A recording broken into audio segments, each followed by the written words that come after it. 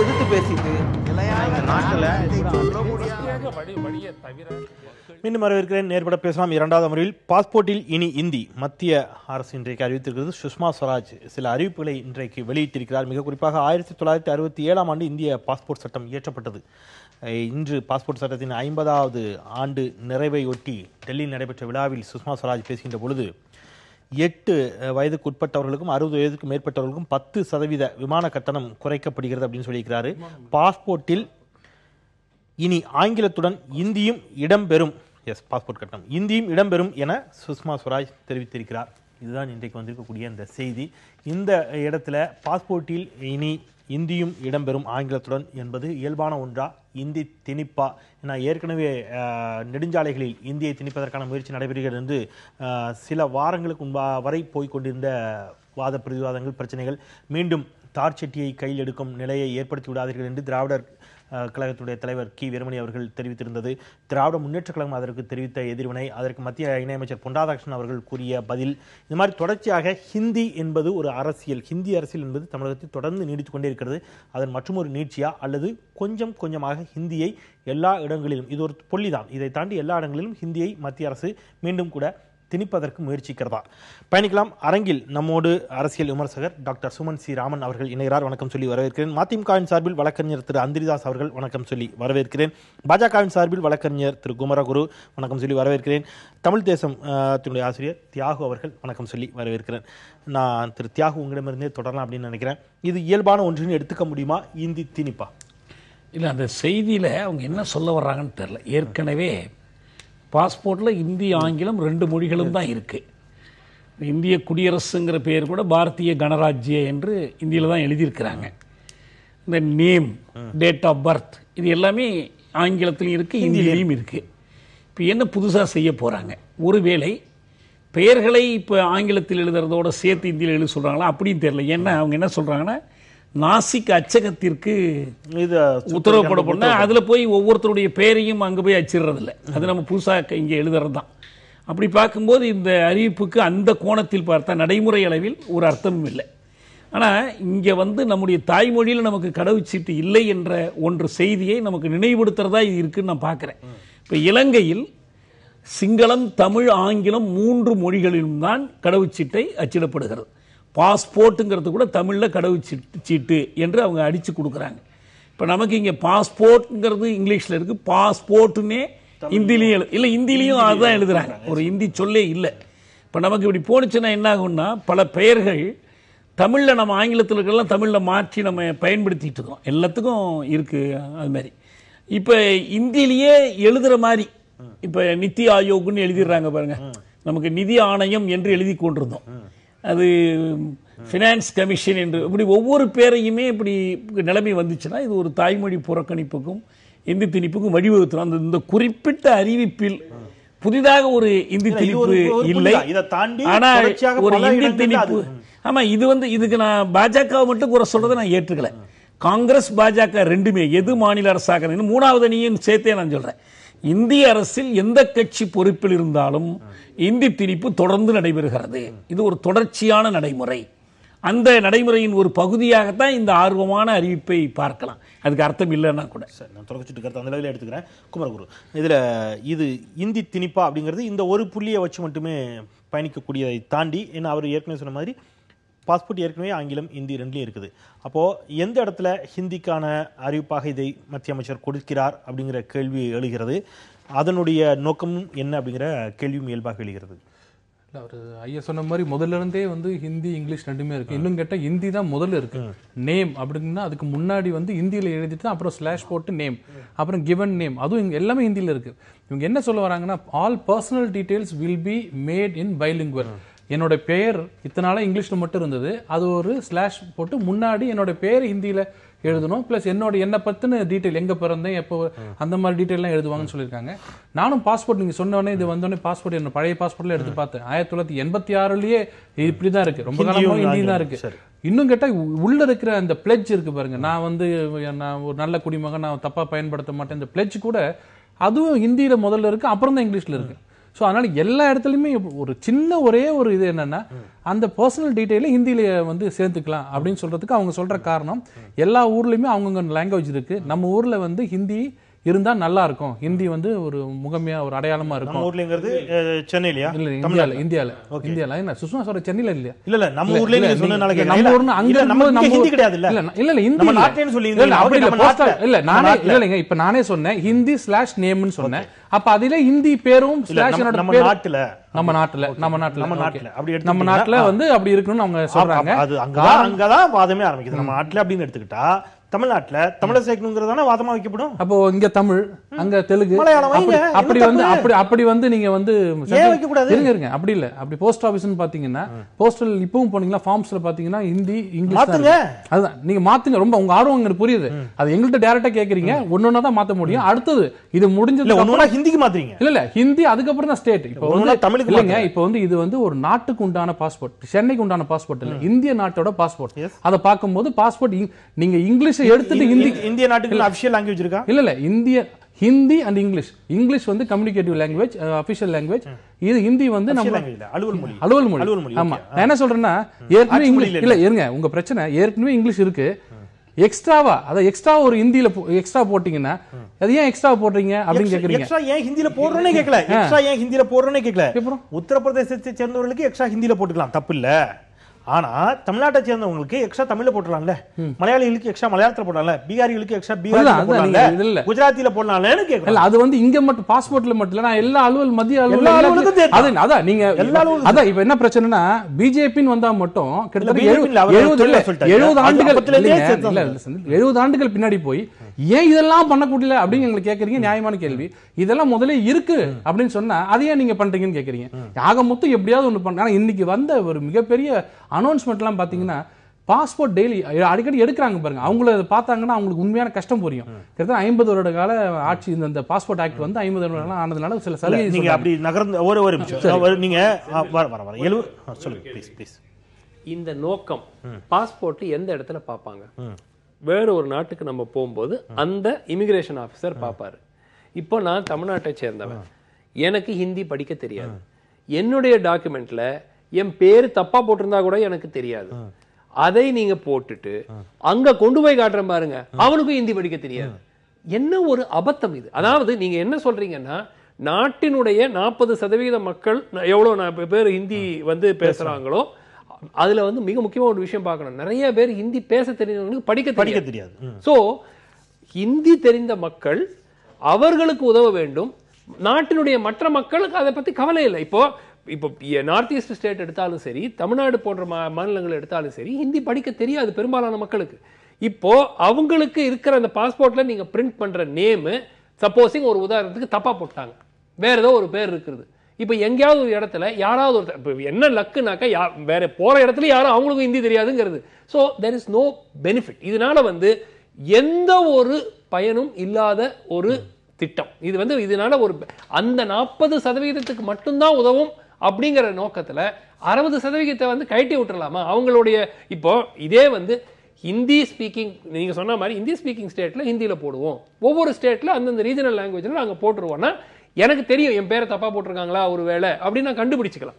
So அதுவும் இல்லாமல் இதனுடைய ஒரே நோக்கம் என்னன்னா இந்த ஹிந்தியை முக்கியத்துவத்தை நாங்கள் மேலும் வலியுறுத்துறதுக்கு அதிகப்படுத்துறதுக்கு ஒரு ஸ்டெப்பா இருக்குமே தவிர neither the owner of the passport nor the viewer of the passport knows the language. அதனால என்ன லாஜிக்? சரி நான் இப்ப முதலே சொல்லிட்டேன், என்னோட பாஸ்போர்ட் ஜெர்மனில இருக்கிறோம், யூகேல இருக்கணும், பார்த்து ஹிந்தி படிக்க போறது இல்லை. நான் கிளியரா சொல்லிட்டேன். அவங்க கரெக்டா சொல்றாங்க எல்லா நாட்டுக்கும் அவங்களோட மொழியில இருக்கிற மாதிரி நம்ம நாட்டுல ஹிந்தி அதுதான் மாறுபடுறாங்க. ஹிந்தி நம்ம நாட்டுக்கான மொழி கிடையாது இல்லையா? அதாவது இந்த நாட்டோட மொழி வந்து இங்கிலீஷ். ஆஃப் கோர்ஸ் இந்த நாட்டோட மொழி ஆஃப் கோர்ஸ் இல்ல இந்த நாட்டோட மொழி ஆங்கிலமா? ரெண்டு விஷயம். இந்த நாட்டினுடைய மொழி ஆங்கிலம் இல்லைங்கிறதே மாற்றுக்கிறது கிடையாது. இந்த நாட்டினுடைய மொழி ஹிந்தி இல்லைங்கிறதே மாற்றுக்கிறது இல்ல. ஹிந்தி அதாவது பெரும்பான்மையாக பேசப்படுகிற மொழி அப்படின்னு இல்ல. வேற எந்த லாங்குவேஜ் பெரும்பான்மை? அப்ப நீங்க கம்யூனிகேஷன்ல மத்திய அரசு கம்யூனிகேஷன் எதுல வருது? செந்தில் எதுல வருது? அந்த தியரியே தப்பு. இல்ல டெல்லில பெரும்பான்மையான மக்கள் நினைத்தால் மற்ற மக்களுக்கு மீது எதை வேணா இம்போஸ் பண்ணலாங்கிறது தப்பு தானே? இது இல்ல நீங்க இப்ப டெல்லியில இருந்து இங்க ஒரு ஆணை வருதுன்னா ஒரு மத்திய அரசு உள்ள அவங்க ஆணையை இதை உள்ளுக்குள்ள அனுப்பிச்சாங்கன்னா நமக்கு வந்தா கூட சரி ஹிந்தி இங்கிலீஷ் ரெண்டு இருக்கு. அப்ப ஏன் அப்ப இந்த வாதம் யாரும் கேட்கல? ஏன் இந்தியா வருது தொடர்ச்சியா கேட்கப்படுறதா? பாஜக வந்த பிறகு சுற்றறிக்கைகள் ஹிந்தியில் தான் இருக்க வேண்டும், ஹிந்தியில் மட்டுமே இருக்க வேண்டும் அப்படிங்கறது இன்சிஸ்ட் பண்ணப்பட்டது. அப்பவே ஒரு விவாதம் எடுக்கப்பட்டது. நீங்க ஒவ்வொரு இன்னைக்கு டெலிகாம் ஆபீஸ் போனீங்கன்னா, எல்ஐசி ஆபீஸ் போனீங்கன்னா ஹிந்தி கற்றுக்கொள்ளும்னு சொல்லி அதுல டெய்லி ஏதோ ஒரு 4 ஹிந்தி வார்த்தைகளை எழுதி போடுறத கட்டாயமாக்குறாங்க. இதெல்லாம் தமிழகத்திற்கு எதற்கு அவசியம் அப்படிங்கறத ஏன் கத்துக்க கூடாதுங்கிறது நல்ல பிரச்சனை. ஏன் கத்துக்க கூடாதுங்கிறது நல்ல பிரச்சனை. நான் பீகாரி கத்துக்க ஆசைப்படுறேன், நீங்க ஹிந்தி திணிக்கிறீங்க. நான் குஜராத்தி கத்துக்க ஆசைப்படுறேன், நீங்க ஹிந்தி திணிக்கிறீங்க. கத்துக்கணும்னு யாரா கத்தி வச்சு மிரட்டுறாங்களா? ஆஃப் கோர்ஸ் நீங்க ஏன் எழுதி போடுறீங்கன்னு நான் கேக்குறேன். இல்ல நான் சொன்ன வார்த்தை, நான் என்னோட வாழ்க்கையை போயிட்டு இருக்கு பயணிச்சு போயிட்டு இருக்கும்போது என்ன புடிச்சு 10 நிமிஷத்துல நீ ஒரே வருஷத்துல ஹிந்தி கத்துக்கணும் அப்படி சொல்லுங்க. சுற்றறிக்கை அதுக்கான தொடக்க புள்ளிகள் தானே இது. நீங்க அது முதல்ல இப்ப சொன்னீங்க அந்த ஹைவேஸ்ல இருக்கிறது, ஹைவேஸ்ல வந்து இருக்கிற இங்கிலீஷ் எடுத்து தமிழ் எடுத்துட்டு ஹிந்தி போட்டீங்க. அப்ப சொன்னீங்க கரெக்டா அது எடுத்தாச்சு. இப்ப இருக்கிறதுல சைடுல ஸ்லாஷ் போட்டு ஹிந்தி ஒரு பேர் போட்டீங்க. அவரு சுமன் ஸ்ரீராமன் சொல்றதே வச்சுக்கோங்க. அதனால பயன் இல்லை, இருக்கட்டும் விடுங்க. உங்களுக்கு பயன் இல்லைன்னு சொல்றீங்கல்ல. ஹிந்தி திணித்தால் என்ன, ஹிந்தி அங்க வச்சா என்ன தப்பு? என்ன தப்பு? திணிச்சா என்ன தப்பு?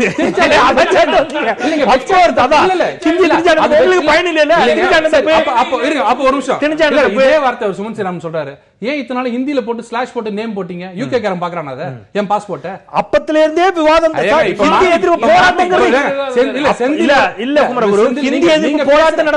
நீங்க பேசுற குரல் வேற மாதிரி இருக்கு, அவர் பேசுற குரல் வேற மாதிரி இல்ல. உங்களுக்கு சொல்ல அவர் என்ன சொல்றாரு, திடீர்னு புதுசா வந்து ஒரு யூகேல இருக்கிற ஆபீசர் பார்த்தான்னா சிரிப்பான். இல்ல இத்தனை நாள் பார்த்து சிரிக்கலையே. இல்ல அவர் கேக்குறது பேரு வரைக்கும் சொல்லி கேக்குறாரு. சரி அது இல்ல இன்னொன்னு இல்ல சொல்லுறேன். இல்ல சார் ஒரு நிமிஷம், அவருக்கு நல்லா தெரியும்.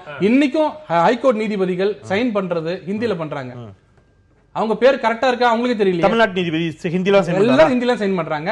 அவங்க பேர் கரெக்டா இல்லையா, என் பேரை வேற பேரை தமிழ்நாட்டு நீதிபதி எப்படி ஹிந்தில எழுதுறாங்க, எழுதிதான் பாக்குறாங்க. கொடுங்க.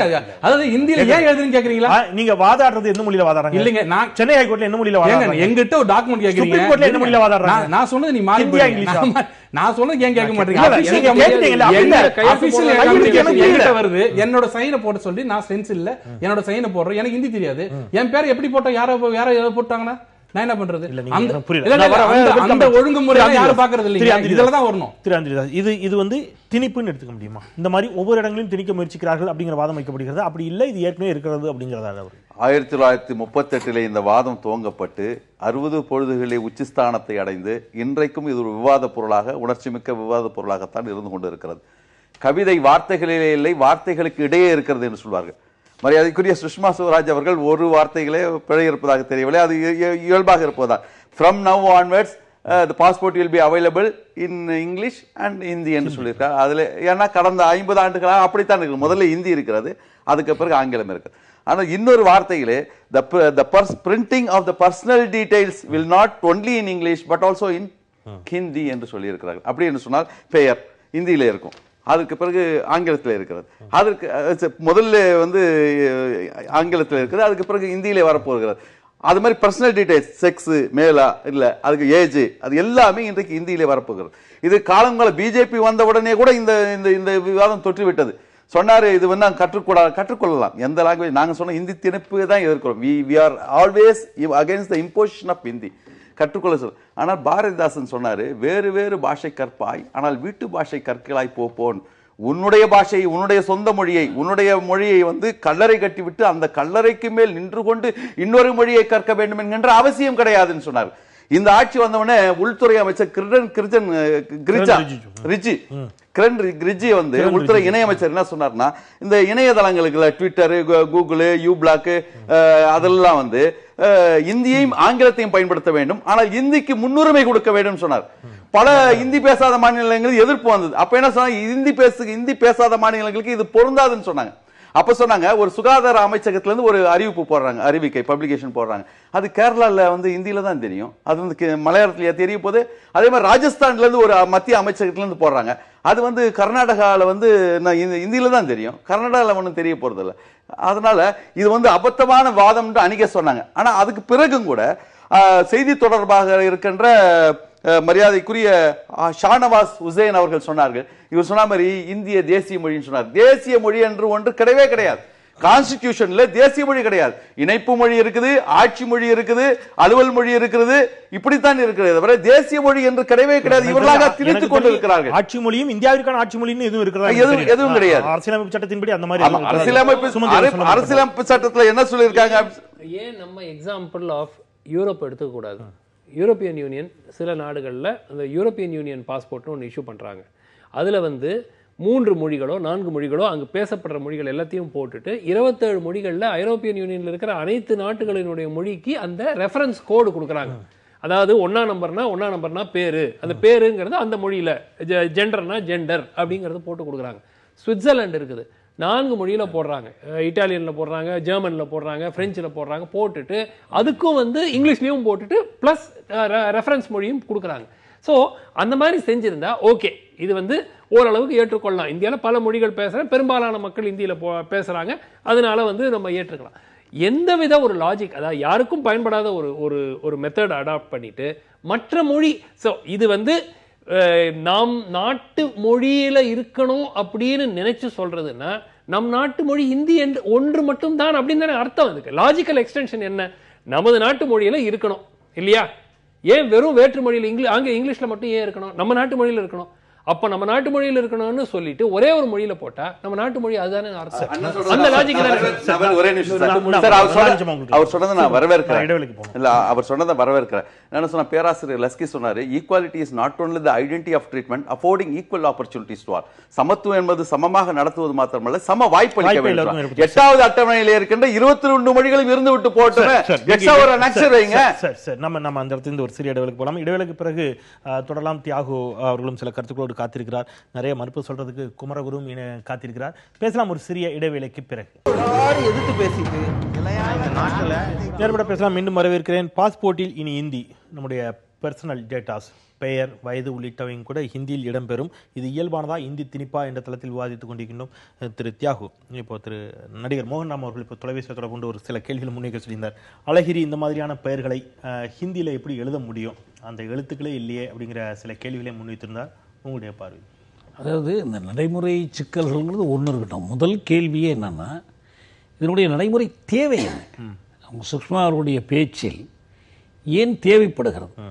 என்னை பொறுத்த வரைக்கும் முழுக்க ஒரு அயல்மொழி மட்டும். இப்போ இதில் ஒன்று நான் தெளிவுபடுத்த விரும்புகிறேன். அட்டவணை மொழிகள் என்ற முறையில், லிஸ்ட் ஆஃப் லாங்குவேஜஸ், அந்த முறையில் பார்த்தால் இந்தியை போல் ஆங்கிலமும் இருக்கு. ஏன்னா நாகாலாந்தில் ஆட்சி மொழியாகவே ஆங்கிலம் இருக்கு. இன்னும் சொல்ல போனால் வடமொழி கூட இருக்குது. இது எல்லாமே பட்டியல் இருக்கு. தமிழ் இருக்கு. இன்னும் சொல்ல போனால் அசாமீஸ் தொடங்கி அகரவரிசைப்படி தான் அந்த மொழிகள் பட்டியல் இருக்கு. இந்திக்கு அந்த அகரவரிசைப்படி தான் இடம் கொடுக்கப்பட்டிருக்கு. மொழிகளுடைய அட்டவணையில் இந்தியும் ஆங்கிலமும் சம இடத்தில் இருக்கின்றன. தமிழ் அதே இடத்தில் இருக்கு. நம்ம நாட்டிலேயே இல்லாத சிந்தி மொழி கூட அதுல இருக்கு. இத்தனை மொழிகளையும் சேர்த்து தான் பட்டியல் வைத்திருக்கிறாங்க. எனவே ஒரு மொழின்னு சொன்னா எல்லாத்துக்கும் கொடுக்கலாம். ஆங்கிலம் அந்த வகையில் பார்த்தால் இந்தியாவுக்கு அயல் மொழின்னு சொல்ல முடியாது. ஒரு சிறு பகுதி மக்கள் பேசுறாங்க. இது சின்ன பகுதியா பெரிய பகுதியாங்கிறதெல்லாம் பிரச்சனை. மக்கள்கிட்ட இருக்கா, புழக்கத்தில் இருக்கா இல்லையாங்கிறது மட்டும்தான் கேள்வி. ரெண்டாவது, பரவலாக நம்ம சமூகத்தில் ஒரு குறிப்பிட்ட பகுதியினரிடையே ஆங்கிலம் புழக்கத்தில் இருக்கு என்பதும், உலகளாவிய முறையிலும் இந்த இந்திய மொழிகளுக்குள் எடுத்துக்கொண்டால் ஆங்கிலம் கூடுதலான பரவலான தன்மையை பெற்றிருக்கு. ஐநாவில் பார்த்தா 5 மொழிகள் இருக்கு. உலகத்தில் பெரும்பான்மையினர் பயன்படுத்துகிற மொழியை எல்லோரும் ஏற்றுக்கொள்ள வேண்டும். இந்திய கண்ணோட்டம் மாதிரி உலக கண்ணோட்டத்தில் எடுத்துக்கொண்டா நாம் எல்லோரும் மேண்டரின் சைனீஸ் மொழியை ஏற்றுக்கொள்ளணும். அதுதான் உலகத்தில் பெரும்பான்மை மக்கள் பேசக்கூடிய மொழி. எப்படி நமக்கு ஒவ்வாது. இப்போ தமிழ்நாட்டில் நாளைக்கு தமிழ்நாட்டில் பெரும்பான்மையினர் பேசுகிற மொழி தமிழ் என்று சொல்லி இங்கு தமிழர் அல்லாதவர்கள் மீதெல்லாம், ஆங்கிலோ இந்தியர்களோ தெலுங்கர்களோ உருது பேசக்கூடியவர்களோ அவர்கள் மீதெல்லாம் நாம் தமிழை திணித்தால் இந்த இந்திய அரசு பார்த்து கொண்டிருக்குமா? உங்களுக்கு அந்த உரிமை கிடையாது என்று சொல்லுவாங்க. இன்னும் சட்டத்திலே என்ன இடம் இருக்குன்னா, 20% மேற்பட்டவர்கள் தமிழ்நாட்டில் வேற்றுமொழி பேசுகிறவர்களாக இருந்தால் தமிழ்நாட்டில் தமிழோடு அவர்களுடைய மொழியையும் ஆட்சி மொழி ஆக்கலாம் என்ற ஒரு வாய்ப்பை கொடுத்திருக்கிறாங்க உங்களுக்கு. அவ்வளவு இருக்கும்போது எங்கிருந்து நீங்கள் பெரும்பான்மை அடிப்படையில் இது பேச முடியும்?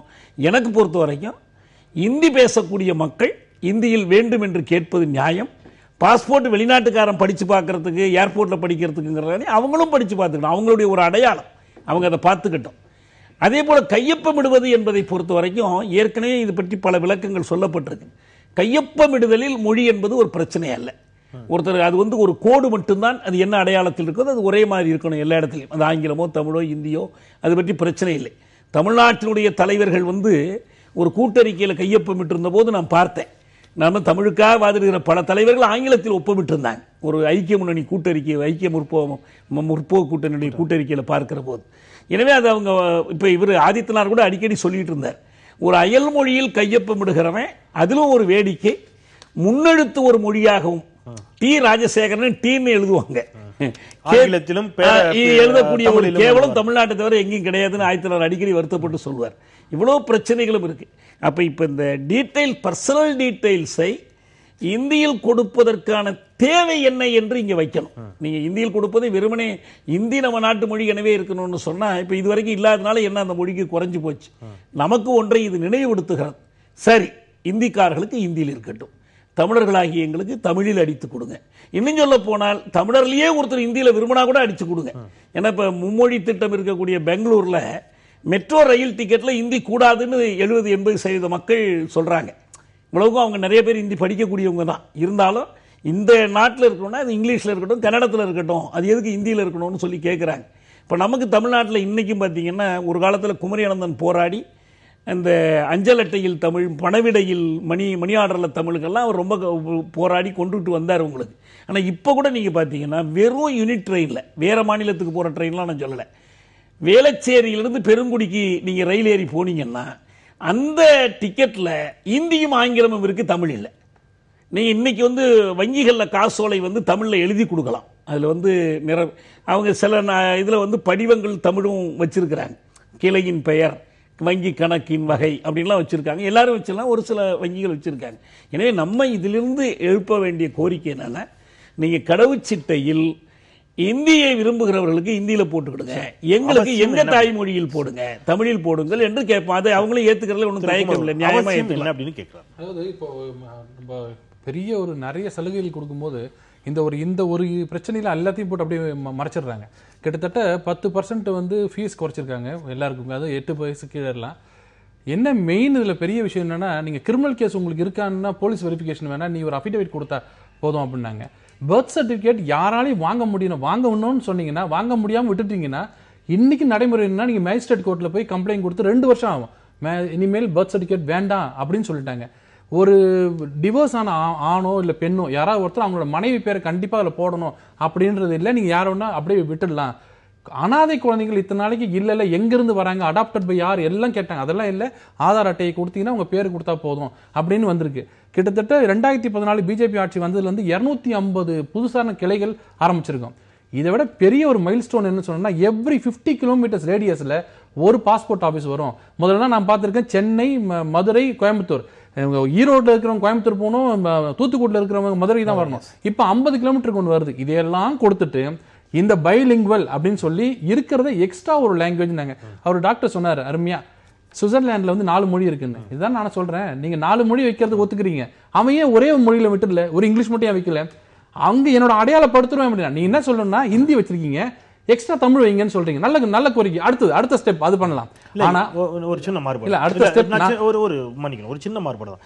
நான் ஹிந்தி வைங்க, எக்ஸ்ட்ரா தமிழ் வைங்க இல்ல, ஹிந்தியே வைக்காதீங்க, தமிழ் மட்டும் வைங்க. அது உங்களோட இது. நான் என்ன சொல்றேன்னா, இங்கிலீஷ், ஹிந்தி, தமிழ், இங்கிலீஷ், ஹிந்தி, கன்னடம் அப்படி வைக்கிறதுக்கு அடுத்தது இல்ல, எதுக்கு ஹிந்தின்னு கேக்குறேன். இல்ல அது நீங்க சொல்லுங்க.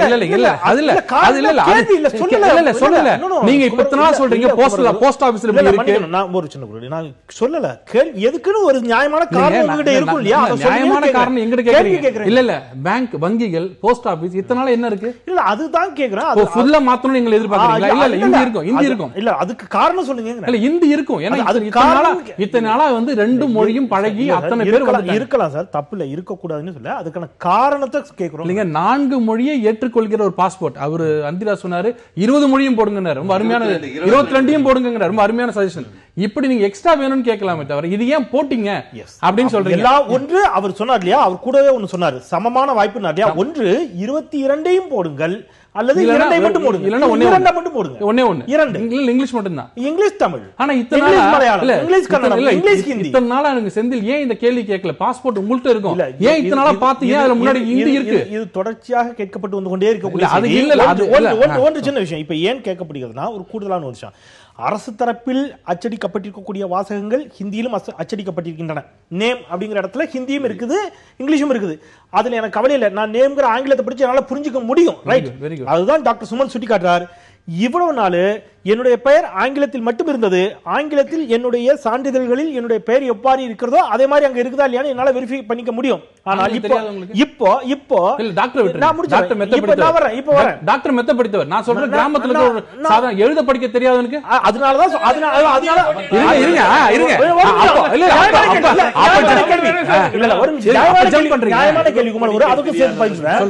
நியாயமான கேள்வி.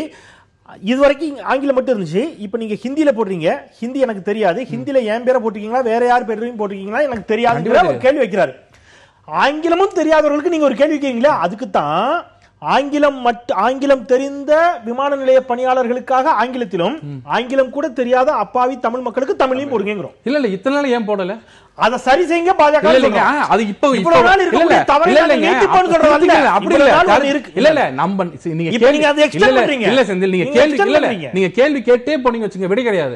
ஒரு இங்கிலீஷே தெரியாத ஒரு சாதாரணமான ஒரு தமிழ் மட்டுமே படித்தவர் ஆங்கிலத்தில் தன் பேர் என்ன என்று அவருக்கு தெரியாது. அதுதான் சொல்றேன். ஹிந்தி அது கூட தமிழ் போடுங்க. அவர் சொன்ன 22 மொழி போடுங்கன்ற தப்பு இல்ல, அது போடலாம். ஆனா இங்கிலீஷ் ஹிந்தி அப்படின்னு சொல்றீங்களா, தமிழ் ஹிந்தி இங்கிலீஷ் மூணையும் வச்சுக்கலாம் நீங்க சொல்றீங்க. நான் இப்படி ஒரு வாதத்துக்கு வைக்கிறேன். ஆங்கிலம் உலகத்தில் அதிகமானவர் பேசக்கூடிய மொழிங்கிறதுல அவர் சைனீஸ் சொன்னாரு. சைனீஸ், ஆங்கிலம், தமிழ் அப்படி வச்சுக்கலாமே. ரொம்ப அருமையா இருக்கு. நம்ம சைனால இருக்கோம், அதான் கேக்குறேன். சைனால இருக்கும் இல்ல இந்தியா இல்லையாங்க? இல்ல ஒண்ணு முடிங்க. ஹிந்தி இது இந்தியா இல்ல இந்தியா அப்படிதான் இந்தியாவா? அவதான் டாக்டர் சுமதி இந்தியாவான்னு சொல்றீங்க. ஹிந்தி தான் இந்தியா, அப்ப சைனீஸ் இந்தியாவா? இல்லங்கற. இந்தியா ஹிந்தியும் இந்தியா இல்ல இந்தியா இல்லங்கறாங்க. இருங்க, ஹிந்தி மாத்திரமே இல்ல. அது இல்ல நண்பர் மயில்கல்ல ஒரே நிமிஷம் மயில்கல்ல நண்பர் நீங்க ஹிந்தில எழுதுறீங்க, நான் கூட ஏன் தமிழ்ல எழுதுறேன்றோம். அப்ப கிராமத்துல உனக்கு எப்படி தெரியும்? ரொம்ப அருமையா கேக்குறாரு. அதாங்க அந்திரியா ரொம்ப அழகா கேக்குறாரு. அவர்கள் கட்சி மத்தியில் இருக்கும் போது அத்தனையும் மாத்தி தமிழ் கொண்டாட்டாங்களே. மாத்துங்கங்கற ஏங்க நீங்க இருங்க, இத்தனை நாளா இப்படி ஏங்க நீங்க கேக்குறது இல்ல, நீங்க கேட்கறாம இல்ல, நாங்க கேக்குறது இல்ல, நீங்க குடுக்குறது இல்ல. ஏன் கேக்கல? ஹிந்தி தான் இந்தியாவா? இல்லங்க, இந்தியும் இந்தியா. ஹிந்தி மட்டுமே இந்தியா இல்ல, சைனீஸ் இந்தியா கிடையாது. இந்தியா இந்தியும் இந்தியா, சைனீஸ் இந்தியா கிடையாது. ஹிந்தியும் இந்தியா. ஹிந்தி தான் இந்தியாவான்னு நாங்க ஆட்சியில இருந்த போதும் கேட்டிருக்கோம். நான் கேக்கல, ஆட்சியில இருந்த போதும் கேட்டிருக்கோம். இல்ல ஒரு நிமிஷம் மாத்திமா கூட்டணில இருக்கும்போது இங்க இருக்க எல்லா வங்கியிலும் இல்லையா? நீங்களே சொல்லுங்க. நான் டெல்லியில இருக்கும்போது நீங்க சொல்லுங்க. ஒரு ஐயா சொன்ன ஒன்னே சொன்னாரு, தமிழ்நாட்டுல தமிழர்கள் இருக்காங்க, தெலுங்கு நிறைய பேர் இருக்காங்க, அவங்க 20% மேல தான் கொடுக்குறாங்க. இன்னைக்கும் தமிழகத்துல தமிழக அரசு கொண்டு வர அத்தனையும் பாத்தீங்கன்னா இங்கிலீஷ் தமிழ் தான் இருக்கு. இங்க நிறைய தெலுங்கு இருக்கு. தமிழ்நாட்டுல இருமொழி கொள்கை சார். இல்லங்க, தமிழ்நாட்டுல நிறைய தெலுங்கு இருக்காங்க, ஆட்சி மொழி ஆக்கப்படலங்கறாரு. தெலுங்குல எங்கேயுமே இல்ல, அவங்க எப்படி வாழறாங்க? ஆக்கப்படலங்கறாரு. இல்ல, அதாவது ரெண்டு விஷயம். ஒன்னு வந்து டெக்னாலஜி ரொம்பவே அட்வான்ஸ் ஆயிடுச்சு. ப்ளஸ் இப்போ நீங்கள் பார்க்கணும், பாஸ்போர்ட் ப்ராசஸிங்கில் இந்த செக்யூரிட்டி கிளியரன்ஸு ஒரு ஸ்டேஜ் 2 ஸ்டேஜ் தவிர எல்லாமே தனியார்கிட்ட கொடுத்து, அதனால தான் வந்து இவ்வளோ ஃபாஸ்ட்டாக பாஸ்போர்ட் கிடைக்கிறத வந்திருக்கு. மிக முக்கியமாக பல மொழிகளில் போடணும்னு சொன்னால் போடுறது டெக்னாலஜிக்கலி முடியாத ஒரு காரியம் அல்ல. அடிப்படையாக இது வந்து செய்யவே முடியாது. இது வந்து ஒரு 10 ஆண்டுகளுக்கு நம்ம வந்து ப்ரிப்பரேஷன் பண்ணி அதுக்கு பின்ன தான் செய்யணும்னு ஒன்றுமே கிடையாது. இந்த அறிவிப்போடையே இந்தந்த ரீஜன்ல இருக்கிற இந்த சென்டர்ஸ் இல்ல அந்த நபரே வந்து அவர் விருப்பம் தெரிவிக்கலாம். இந்த மொழியில போடுங்க, ஆங்கிலம் இருக்குது கூட இந்த மொழியில போடுங்கன்னு சொன்னா அவங்க பாஸ்போர்ட்டை பிரிண்ட் பண்ணி கொடுத்துல பெரிய ஒன்றும் ஒரு அப்படியே ஒரு டெக்னாலஜிக்கலி இம்பாசிபிள் திங்கே கிடையாது. ரொம்ப ஈஸி திங். ஸோ அது பண்ணல. ஒன்று. ரெண்டாவது, இதனுடைய அடிப்படை அண்டர்ஸ்டாண்டிங் அந்த மெஜாரிட்டேரியனிசம் அப்படிங்கிற அந்த கொள்கை, அதாவது மெஜாரிட்டியினுடைய விருப்பம் மைனாரிட்டி ஏற்றுக்கொள்ள வேண்டும். அந்த மைனாரிட்டி வந்து ரிலிஜியஸ் மைனாரிட்டியாக இருக்கலாம், இல்லை ஜாதி அடிப்படையில் மைனாரிட்டியா இருக்கலாம், இல்ல ரேஸ் அடிப்படையில் அவர் ஒரு வாதம் வைக்கிறாரு. வாதம் அந்த புள்ளியை நோக்கி தான் நகர்ந்துச்சு. ஆங்கிலம், ஹிந்தி, தமிழ் அப்படி சொல்லுங்க அப்படிங்கிறாரு. அது மும்மொழி கொள்கை. அப்படி கிட்டத்தட்ட அதை நோக்கி தான் அது நகருது. ஆனா நீங்க ஆங்கிலமும் தமிழும் மட்டும் சொல்லி ஏன் ஹிந்தியை வேண்டாம்னு சொல்றீங்கன்னு நீங்க ஆங்கிலம், ஹிந்தி, தமிழ் அல்லது ஆங்கிலமும் தமிழும் இல்ல. ஆங்கிலத்தை ஏற்கிறதுக்கு 2 காரணம். ஒன்னு வந்து இன்டர்நேஷனல் மொழிங்கிறது ஒண்ணு. ஆனால் அடிப்படையாக அது உங்க மொழியும் இல்லை, என் மொழியும் இல்லை, அதனால நான் ஏத்துக்கிறதுல எனக்கு பிரச்சனை இல்லை. எங்க பிரச்சனை வருதுன்னா உங்க மொழியை கொண்டு வந்து நான் கட்டாயமாக உங்க மொழியில தான் ஏத்துக்கணும் அப்படின்னு நீங்க சொல்லும் போது அப்ப எனக்கு ஏன் உங்க மொழியை நான் ஏத்துக்கணும், நீங்க ஏன் மொழியை ஏத்துக்குங்களேன் அப்படிங்கிற கேள்வி வரதுக்கான வாய்ப்பு இருக்குது. ஆனால் மிக முக்கியமாக இந்த மெஜாரிட்டேரியனிசம் கான்செப்ட் வந்து நம்ம இதுல வந்து பாஜக மட்டும் நம்ம குறை சொல்ல முடியாது, காங்கிரஸ் கட்சி. இப்போ நேஷனல் ஸ்கீம்ஸ் இருக்கு சார், எவ்வளவு தேசிய திட்டங்களுக்கு தமிழ்ல பேர் வச்சிருக்காங்க. பாதி திட்டங்களுக்கு பேர் RSBY, ராஷ்டிரிய ஸ்வஸ்த் பீமா யோஜனா. அது வந்து தமிழ்ல என்ன டிரான்ஸ்லேஷன் பாதி பேருக்கு தெரியாது. மினிஸ்டர் ரோஜ்கார் யோஜனா இதெல்லாம் வருது. சோ ஜனனி சுரக்ஷா யோஜனா, இந்த மாதிரி எவ்வளவு யோஜனா இருக்குது. இந்த யோஜனாவெல்லாம் தமிழ்நாட்டில் போன்ற மாநிலங்கள்ல பெருமளவுல வெற்றி அடையாளம்னா சில திட்டங்கள். அதற்கு ஒரு மிக முக்கிய காரணம் இதுதான். நீங்க அந்த திட்டம்னா என்னன்னே தெரியலன்னா நான் எப்படி போய் அதுல பலன் நினைக்க முடியும்? மாறுபட்ட மொழி, வேறுபட்ட இனம், முரண்பட்ட பண்பாடுகள், சமரசத்தை உண்டாக்காத சமயங்கள் என்று இருக்கின்ற இந்திய நாட்டிலே வெறும் எண்ணிக்கை வைத்து மாத்திரம் முடிவு செய்த முடியாது.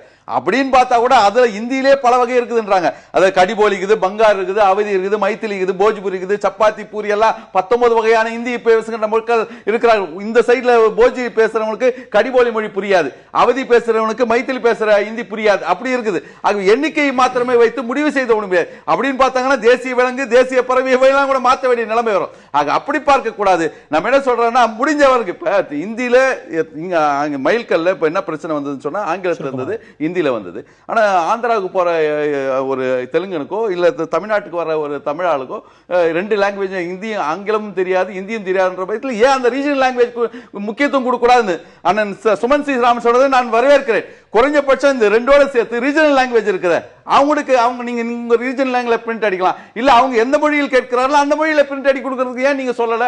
நீங்க மும்மொழி கொள்கை நோக்கி நகரீங்க. ஆமாங்கறீங்க. நான் சொல்றது கேள்வி தமிழுக்கு மும்மொழி கொள்கை நோக்கி நகரீங்களான்னு கேக்குறேன். அப்படி இல்ல, நாங்க தமிழுக்கு அரியாசனம் கொடுக்கிறோம்.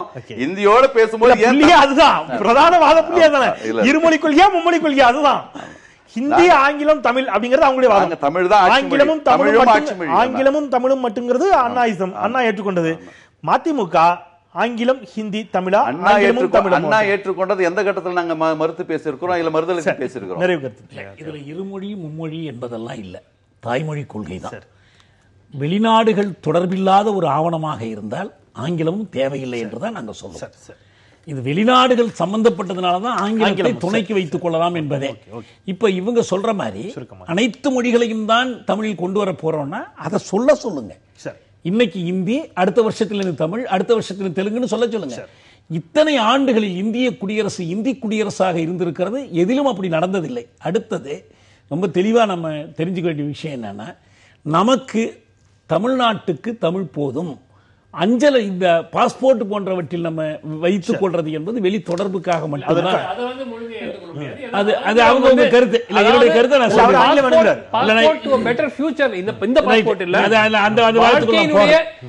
இருமொழி கொள்கையா மும்மொழி கொள்கையான்னு நீங்க கேட்டதுனால நான் அந்த பதில சொன்னேன். ஒரு மொழி கொள்கை தான் ஒற்றவர்ல நிறைவேற்று. அதாவது நன்றி, வணக்கம். விளக்கம் கொடுத்தாரு இலகணேசன் கொடுத்த விளக்கத்தை மட்டும் சொல்றேன். ஏங்க உங்க திட்டங்களுக்கு எல்லாம் இந்தியில பேர் வச்சிருக்கீங்கன்னு கேட்டாங்க. தமிழ்ல அழகான பேர் வைக்கலாம், அந்த பேர் வச்சா தமிழ்நாடு அரசு கொடுக்குதுன்னு மக்கள் தவறா நினைச்சுக்குவாங்க. இந்தியில வச்சாதான் மத்திய அரசு கொடுக்கறதா தெரியும்னு சொன்னேன். பாஜக ஆட்சிக்கு வந்தா இத்தனை நாளா இருக்கிற ஹிந்தி கூட இருக்க கூடாது, ஆனா காங்கிரஸ் இருந்தா அதை நாங்க அப்புறம் கேட்டுக்கிறேங்க அப்படின்னு சொல்றீங்க. சுமன் ஸ்ரீராமன் சொல்ற மாதிரி அவர் பேர் அங்க எடுத்துட்டு ஹிந்தியில போடல, அவர் பேர் அங்கேயே இருக்கு. ஒரு எக்ஸ்ட்ரா மை செலவு பண்ணி எக்ஸ்ட்ரா போடுறோம், அதுவே பாஜக அதையும் ஏத்துக்க முடியாது. ஆனா எந்த இதையும் ஹிந்தி எதிர்ப்பு போராட்டம் பாஜக எதிர்த்து நடைபெற்ற நினைவு கூர்ந்து அரங்கில் இருந்த நால்வருக்கும் நன்றி. நேரமின்மை காரணமாக நாம் நிறைவு செய்யலாம். இந்த வகையிலே பார்த்த நேயர்களுக்கும் நன்றி. அண்ணா சொன்ன ஒன்றைத்தான் நினைவுபடுத்த விரும்புகிறேன். அது அதிகமான ஒன்றைத்தான் ஆதரிக்க வேண்டும் என்று சொன்னால் நம்ம காகங்களைத்தான் வந்து தேசிய பறவை ஆக்கியிருக்கணும், மயிலத்தானே ஆக்கியிருந்தோம் அப்படின்னு பேரறிஞர் அண்ணா நாடாளுமன்றத்தில் உரையாற்றியதாக குறிப்பிடுவார்கள். அதையே நினைவு கூர்ந்து நிறைவு செய்கின்றேன். அச்சம் தவிர்த்து நெஞ்சம் நிமிர்த்தி மற்றும் ஒரு நேர்பட பேசுவில் சந்திக்கலாம். நன்றி, வணக்கம்.